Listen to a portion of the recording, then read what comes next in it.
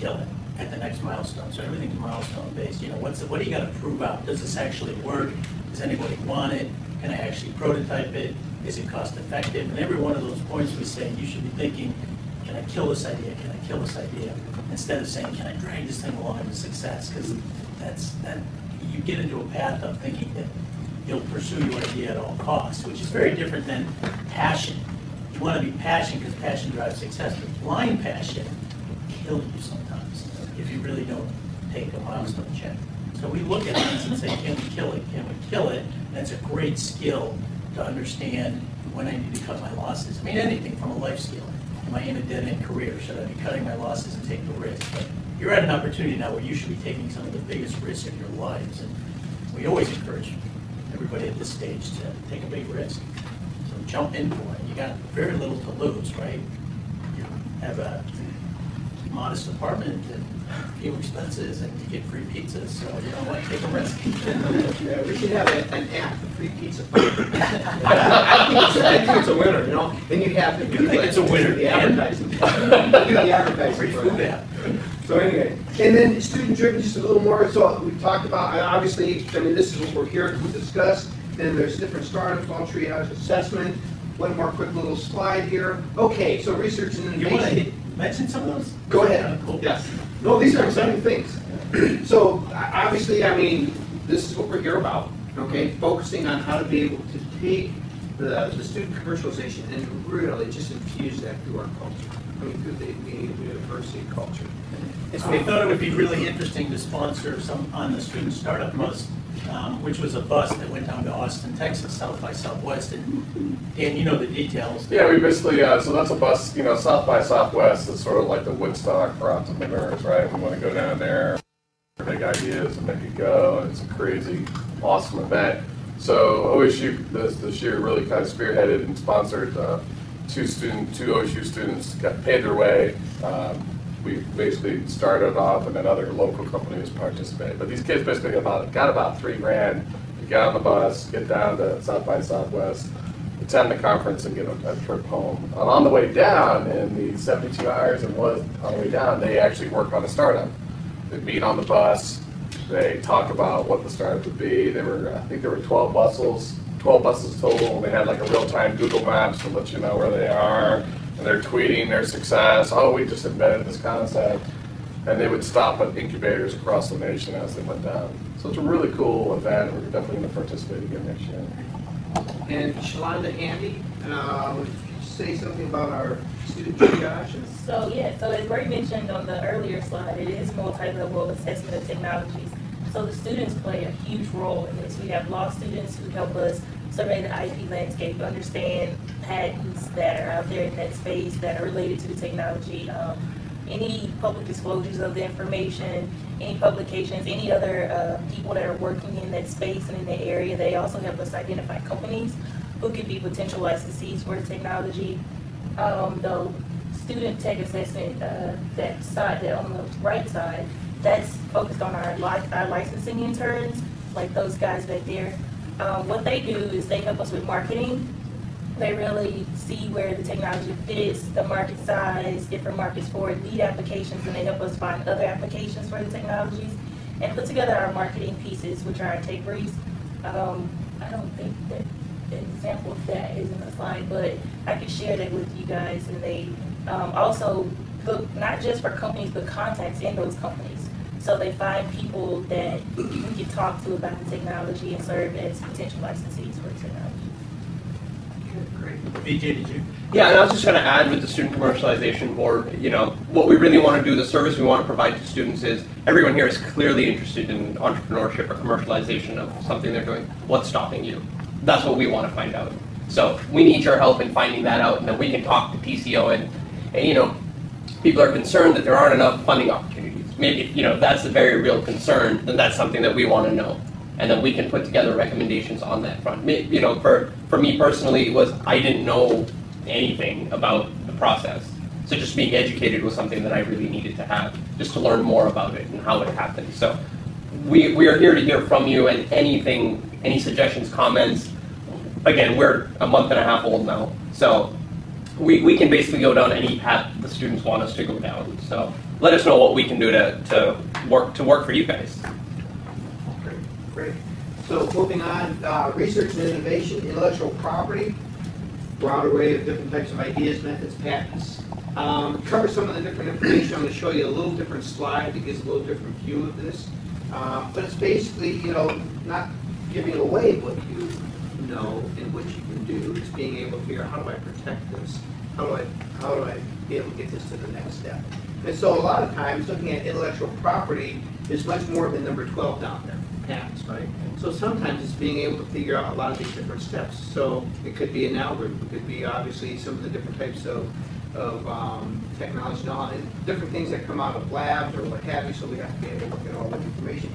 But it could be obviously the know-how, the database, what have you, so copyrights, trademarks. So those are types of things that we want to be able to, what TCO does to be able to help looking at what are all the different ways to protect your ideas. And this is where some of that expertise can possibly be helpful to you or to some of your fellow students. So obviously, what do you do? So obviously from the TCO process, the first step is you got to be able to somehow get your idea into some type of format to be able to communicate what it is that you have. And so typically you submit the invention disclosure, if you will, and what that really means is it means being able to document. So like if you've worked in a lab, you typically have a lab book that is not in a spiral folder that you rip out the pages, but it's typically put into some type of thing unless it's electronic lab book, right? So everybody knows that. But one of the things is you want to be able to then start looking at, there's a series of structured questions. These questions aren't merely questions to fill up pieces of paper. They're questions that help you to organize the thinking into a coherent fashion such that you're looking at competitors and who else is working in the space and some different questions that along the like. Also has to do with who came up with the idea, but also more than that, who's part of the inventor or the creative people that are involved in that process. So you're trying to help create your own record format. So that's whether you ever work with the TCO or not, you want to be able to have a way to capture that information. Not merely say, I have an idea, talk to 20 people, and next year you see your idea on the shelf somewhere else. Okay? We don't want that to happen for you. One of the second things that, as Brian mentioned, triage, the ability to be able to figure out, what it is, is it a go, is it a no-go, being able to look at the different types of questions, if you will, to determine, is there prior art, who else is in the space, what's going on. But there's the triage, I'll just show you real quickly, some of the questions that ended up happening is like, are there companies that may have an interest in this? Like, if you're taking somebody else's product and you're building off of it, well, there's certain things that we want to be able to talk through and figure out what's yours, what's theirs, right? So, but it could also be like, do you have funding for it? Well, this is what we would use, questions that typically would be the triage questions if you're talking about like something that was already funded by OSU, if it was subject to a grant or whatever. But it really comes down to how much money do you need for your initial prototype, right? And so we want to be able to help you to understand, well, what does that look like? Because people used to do this, I think I need about 100,000. And the first milestone may really be 10,000. And so the thing is, what Brian is oftentimes emphasizing is, instead of just saying it's 100,000, let's look at what's that first milestone that we know if it's going to be success or fail, but let's figure that out quickly, right? Let's get you to that first milestone. That's what you want to do as well. That's part of the process, knowing, am I going to be tied to this thing for the next 2 years and it takes 100,000 to figure it out, or is there a way that I'll know with some type of definitive step after 10, 15, 20, whatever that amount is, where you are, right? And Ray's point, you really do want to think about how to protect your ideas. It's really valuable. So if you're going to use I'm going to start a software company and I'm going to be the first to market, great. You better be ready to go and be fast, because if it's a good idea, somebody will be on your tail quickly.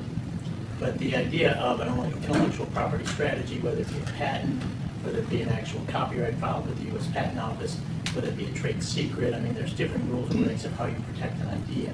But there is value in even bad patents. So if there's prior art out there, there was a venture capital survey that was done in the value of actually just an exit. So there was a 26% increase in the value of an exit in a bad patent. So they went through and they analyzed the quality of the claims between a good patent and a bad patent if it was defensible. And it was still what they put in the category of a bad patent. It was a 26% increase in the buyout of that company, even with bad IP. So venture capitalists, angels, they really like the comfort level of having something that has a barrier around it. And even if it's bad IP, it still appears to be a barrier. So you want to think about that. How am I protected? What's it going to cost? What are my claims going to look like? Or move to a different type of strategy, whether it be a trade secret, I'm just going to lock it down and not tell anybody, or it's going to be some type of formal copyright. But think about your idea protection strategy. So these are questions. Let me kind of give you an example of how I would use these questions. Let's say I'm a student and I say, hi, my name's Ray Atalano, and I'm a senior in engineering. Because the gray hair, I'm a senior. But anyway, and I just wanted to be able to share with you about my idea and the companies I think that would have interest. Because see, I want to put you right off the bat and let you know the companies I believe that have interest in this, that I've already identified or talked to or spoken with, or have, blah, blah, blah. You follow me? So I'm right away starting to be able to tell you about it without having to tell you a lot about the idea. I'm already telling you, I want you to know that I know what's important to the people that have the money that want to be able to fund something. And the other thing that's important is for you to know that what I'm really looking for is about X dollars to be able to get me to that next milestone. And one of the things that's really important to know at this point in time is there's no agreements that would have this stuff encumbered, or kind of anybody else has rights to it, or there is, but we've got that all taken care of, and it's either all of my IP or it's jointly owned. But I have a great relationship and we can get that figured out. So you're walking through the process. And what's also important for you to know is I've done my homework and I know what the gold standard is out in the industry. The gold standard is this. But where we're different is why. And what's also important to know is I've done initial research in determining who are the competitors. Because as you've heard, just as well as I have, knowing that I'm a senior in engineering, is that most people will tell you that nobody else is doing this. Okay? That's called the stink factor if you're a VC. All right, because they don't buy it, they don't believe it. So you want to let them know that I've already done a little of my homework to be able to understand what are the competing technologies. Even if you're doing it this way and everybody else is doing it in a very different way, you still want to talk about that and then say the reason this is better is because it's a quantum leap over what currently exists. Even what currently exists is the gold standard. And where I am today is blah, blah, blah. So part of it is you're telling the story, but these are part of why these are triage questions as well. Okay. All right. So tech assessment, being able to determine, is it protectable, as Brian was saying, what is the market, how big is it, and I was showing you the earlier slide, competitive advantage. What's the business potential around these types of things? Can we license it?